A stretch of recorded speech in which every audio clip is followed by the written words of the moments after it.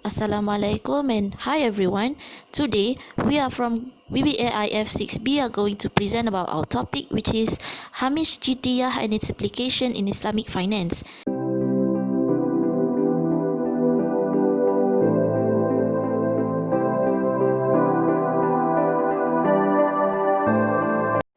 Hello, Assalamualaikum. My name is Alina binti Amli and I'm going to present about introduction.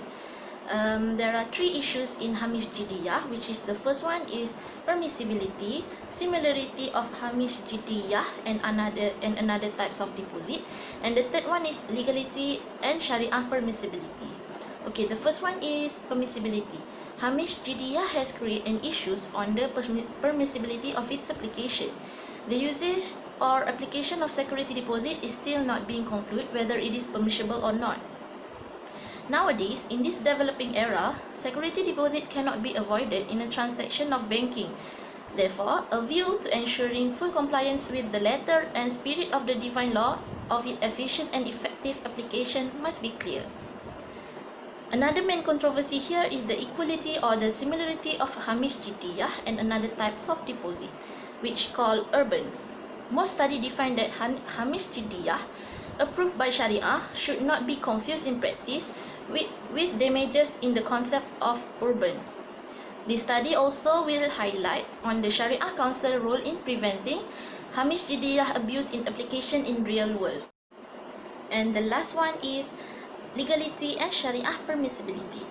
Hamish Jiddiyah appears to be one viable option for the banking operators with much less areas of controversy, particularly in the realm of legality and Sharia permissibility.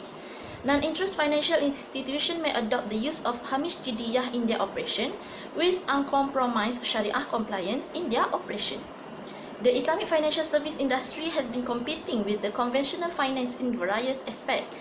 For instance, financial engineering, internationalization, and marketing. Okay, we move to methodology. So do you know why we choose qualitative method? It is because it's easy to express in words, and also it is used to understand the concept, thoughts, or experience. This type of research also enables us to gather in-depth insight on topics that we not understood well. Okay, so the common qualitative method used such as interviews, open-ended questions, observation, and others. So our group choose previous research, which is their literature review and study about their literature. There are three research questions and three research objectives stated here. Okay, the first one is for the research question is what is Hamish Jiddiyah and its application permissibility?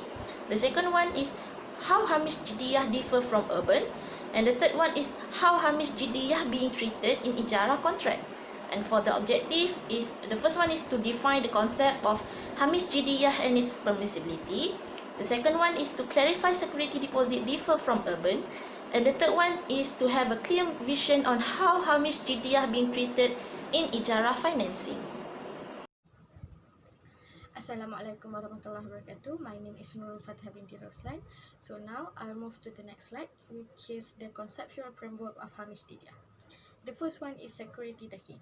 Security taking has been identified as risk mitigating factor in transaction in financial institution. Credit risk is one of the crucial elements in which financial institution must give special attention, because firm that is exposed to credit risk may not only affect their financial institution but also may prove fatal in their existence, where it may lead to bankruptcy. Second, credit risk. Credit risk refers to the inability of the customer of a bank or financial institution to fulfill its obligation as in agreement or contract. In finance terms, it refers to any delay in repayment of loan. Non-interest financial institutions are more vulnerable to the credit risk compared to conventional counterpart. This is because most of the NIF, or the nature of NIF, which is the success and the failure, is not entirely determined by its own performance alone, has proved that NIF is more vulnerable to the credit risk. The amount of money deposited by the customer is considered as security for customer commitment. Customer has the authority to ask bank to use the money for investment. Hamish Jiddiyah is also a partial payment, but unlike the urban, the security deposit cannot be taken by the seller in the event the sale does not take place, unless the seller has suffered a loss. So next, we move to the realism of Hamish Jiddiyah. Islamic Bank in today's real world thus implementing Hamish Jiddiyah because it's never been stated as prohibited. Credit risk mitigation technique used in Islamic financial institutions are Hamish Jiddiyah, urban, PSIA or cash on deposit with IIFS, guarantees, financial collaterals, and pledge asset. Standardized measurement method is used in the matter related to market risk. There are some indicator that is applied in the IFI in order to cover the institution from credit risk and also market risk. There are two major realism of Hamish Jiddiyah. The first one is Murabahah for purchase orderer, MPO, and all MPO-based financial products. And the second one is Ijarah and all Ijarah-based financial products. So here is some products of Hamish Jiddiyah in Islamic financial institution in the Nigerian context.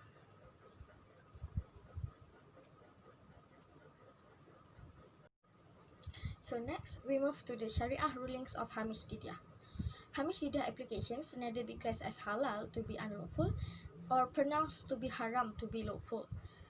Famous Tabi'in said, whoever stipulates upon himself a condition not being under duress or undue influence must be bound by such a condition. Ibn Hajar 1959. Hamish Jiddiyah is being permitted at the level of a promise to buy, does not, in the eyes of the Sharia, it creates an obligation to sell on the part of the promisee. Furthermore, Hamish Jiddiyah security in financial setting conforms to the Sharia maxim that says, La dararar wala dirar, harm is to be eliminated. This maxim operates to forestall inequitable practices into unnecessary crises based on either reckless promises or lack attitude towards honouring one contractual obligation. Next, we move to the modes and limitation of Hamish Jiddiyah application. In order to prevent the abuse of Hamish Jiddiyah applications, there are some elements has been introduced. The first one is whether or not Hamish Jiddiyah is redeemable by the payee or customer. Second, whether or not the payee, the bank, can derive a material benefit from Hamish Jiddiyah while it remains in its custody. And the third one is whether or not Hamish Jiddiyah is convertible to first installment, part payment of the price, after the proper execution or performance of the contract. Here are some operational issues of Hamish Jiddiyah. The amount of Hamish Jiddiyah payable to the customer may be determined in line with agreement of the both parties, such as 5%, 10%, or based on the purchase or lease price. However, the crucial thing here is the determination of the actual loss to be compensated in an event of customer default. Another major Sharia issue is to ask whether it will be acceptable for non-interest financial institution to unilaterally determine how much the amount of compensation it shall receive in any event of customer default. Next, we move to the most important thing here is the Hamish Jiddiyah distinguished from urban. Bay al-urban or urban is a sale with an earnest money deposited by the buyer with the seller as a part of the price. Urban is made with some condition for its settlement, which are, the first one is, if the buyer continues the contract within the stipulated period, the earnest money become a part of the price negotiated already. But if in the case that the buyer decide to cancel the transaction, the earnest money is forfeited by the buyer. Urban is an innovative collateral in Islamic banking and finance, which is different in substance from Hamish Jiddiyah. Application of urban in Islamic finance remain highly controversial, as only very few of the Muslim jurists is not averse to its use. Sharia Advisory Council (SAC) rule urban as an acceptable practices in the capital market. Hamish Jiddiyah applies in executory contract whether wholly unperformed or still something to be done by both parties, while urban is applied to executed contract in which is one that has been fully performed by both parties. So that's all from me. I'll pass to the next presenter. Thank you.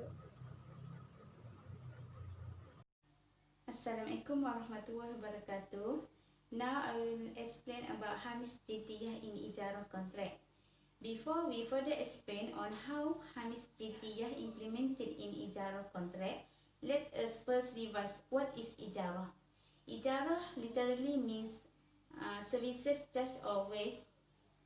Ajir is the person whose service in the subject matter of a lease transaction. Technically, in Ijarah in Islamic commercial law refer a contract for a transfer of ownership of usufruct for compensation. In Ijarah contract, an Islamic bank will finance equipment, building or other fixed asset for the client against an agreed rental together with a unilateral undertaking by the bank. There are two types of Ijarah, which is Ijaratul A'yan and Ijaratul Ashkar. Ijaratul A'yan means rental contract for the usufruct of an asset, and Ijaratul Ashkar means rental contract for personal services. Ijaratul A'yan classified into two types, which is Ijaratul Tamwiliyah and Ijaratul Taghiliyah.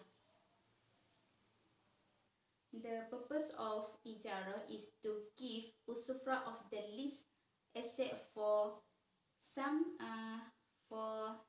specific period, but the ownership remain unchanged.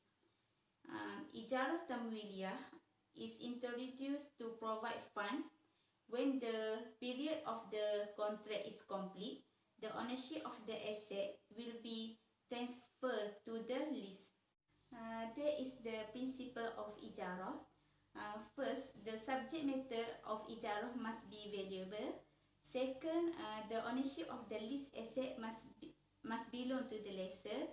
Third, the subject matter must be a non-consumable item, can be leased. For your information, food or ammunition is prohibited. Fourth, lesser is borne by all risks and liabilities.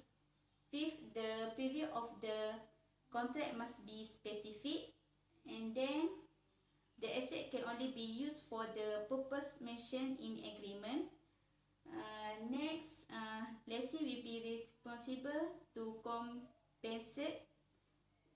compensate any loss incurred. And lastly, the subject matter of the lease should be known by both parties. Now, for arrangement of Ijarah with a security deposit, in contemporary practice, Islamic bank as lessor usually require the client to promise certain amount as security against potential misuse or negligence on part of lessee. This arrangement must permissible from Syariah perspective as in the Alfi. In the Alfi, it states that the permissible security may be taken to secure the rental payments or as a security against misuse or negligence on the part of the lessee, such as a charge over assets, guarantees or an assignment or of rights over the asset of the lessee held by the third parties. Next, the bank can utilize the amount of Hamish Jiddiyah for financial purpose along the Ijarah period. Okay, next, Syariah status of security deposit in case of Ijarah contract. According to Imam Abu Hanifah, if a custodian wishes to use the asset with the permission of the owner, he may do so with a condition that he must bear the liability for the loss to return it back. Plus, considering the bank can utilize the money for its own use, this has caused another Sharia issue to arise, which is concluding a sale contract with loan facility in one transaction. Hanafis could also classify a sale contract into three conditions. First, valid condition. Second, invalid condition. And third, void condition. Okay.